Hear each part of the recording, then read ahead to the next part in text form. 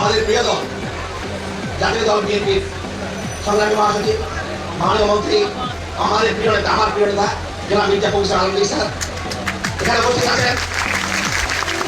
আজকে যাদের সম্মেলনে আমরা এখানে উপস্থিত হয়েছি আমাদের দল জাতীয় দল বিএনপির গর্ব এবং আমাদের বিমান বেসামরিক বিমান ও পর্যটন মন্ত্রণালয়ের মাননীয় মন্ত্রী মিস আফরোজা খানুর জিন্দাবাদ।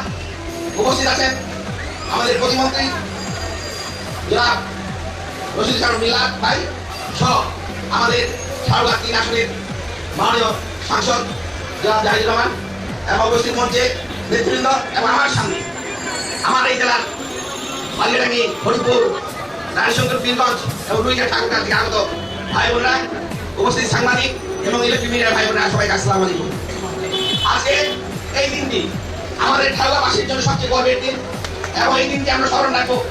আমি আশা করবো এই দিনটিকে স্মরণ করার জন্য সহযোগ করার জন্য আমাদের মন্ত্রী মহোদয়রা আজকে ডিক্লার দিয়ে যাবেন আমরা কবে এখান থেকে বিমানে চলে এটা খাই। আমরা চাই, কারণ আমাদের খুব কষ্ট হয় যারা প্রেরণী থাকি। আমি সংসদে বলেছিলাম যে আমাদের বাড়ি ঠাকুরগাঁ আমার বাড়ি 420 কিলো দূরে, আমরা এত কষ্ট করতে রাজি না। আমরা বিমানবন্দর চাই এবং বিমানবন্দর আমি শুধু বলবো আমরা যে আশা নিয়ে বুক করা ভরসা নিয়ে আপনাদের আপনারা যদি শুনে আমাদের এই আশা নিয়ে আমার বক্তব্য শেষ হচ্ছে।